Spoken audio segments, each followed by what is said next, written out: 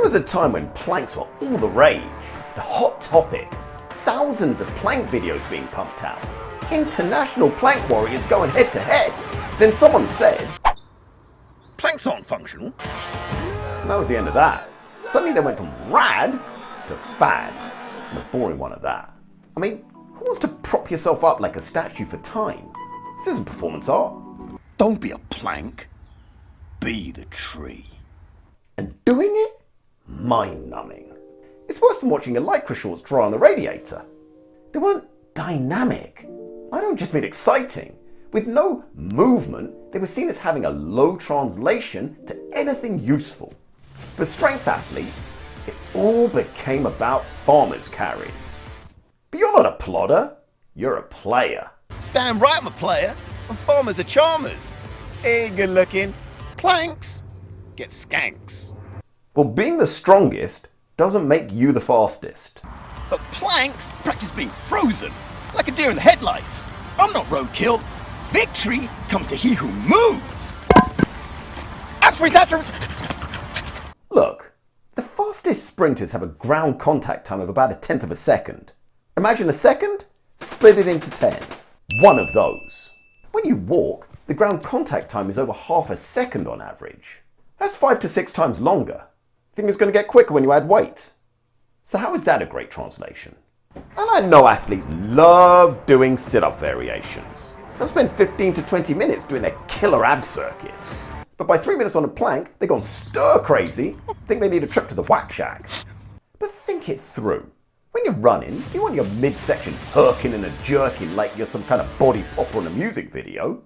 Or do you want to be as stable as a 747 on a runway? I'm thinking jet plane's the name of the game. Looks like I need me some midsection stiffness fitness. Right, you don't want to be leaking all over the place. And I've done the 500 to 1,000 reps of daily abs and, while it worked, it took a long time. And then I thought about it. It was 500 contractions, true, but it was also, if you timed it correctly, 500 relaxations. When you're sprinting, do you want your erect core to relax like a deflated souffle? You want your core to hold its form, be proud, sustain the contraction for the time of the event, even if you need to breathe. So here's how you correct your core erectile dysfunction. Yeah, well, I don't have that problem, so I got this. Planking, core principles. Train your front plank, side plank and back plank to 3 minutes max. You keel over and lie there sobbing like a little girl before the 3 minutes is up. Well, at least you've trained to exhaustion and fatigued all your fast and slow twitch fibres. Give yourself 30 seconds and add it up until the time reaches 3 minutes.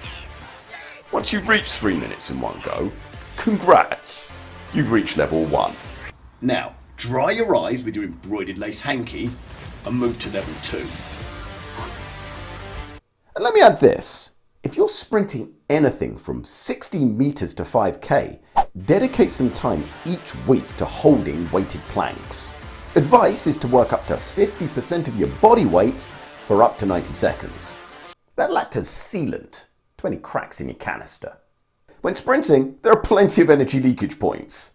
Hips, knees, ankles. But this will stop you crumpling at the core when your hoof hits the floor. Breathe while pulling your elbows towards your toes without sagging and engage your pelvic floor. How do I do that? Imagine you're stopping yourself going to the loo. No pee, no poo? Yeah, pucker, sucker. And do them barefoot too, to stretch your flexor hallucis longus. That might help alleviate any Achilles issues. Yay, 2 for 1. Twice the fun. And if you still find planks too boring and doing endless sit-up variations exciting, then you have a condition. AADD. Athlete Attention Deficit Disorder. Yeah, focus on the mind-muscle connection. What I call meditation for men. Or tune into your hate with headphones. Or your problem is you're scared to push to failure. And normally I'd agree. In sports training, you rarely want to go to failure because that messes with the motor patterning that you're trying to perfect. But there's no motor patterning in an isometric contraction, so let's face it, you don't want to do it because it hurts. Here's a secret. If you're striving, or even if you're not, life dishes out failures regularly. Practice going to failure in the controlled environment of your training so that you learn that you can come back stronger and better from failure. And if you've given your best shot, it'll help you deal with the emotions of failure as well. Maybe you bounce back quicker when life really does go bad because it's reminding you to stop being a baby, get up, and just give it another crack in a few days. No one died. Unless you did.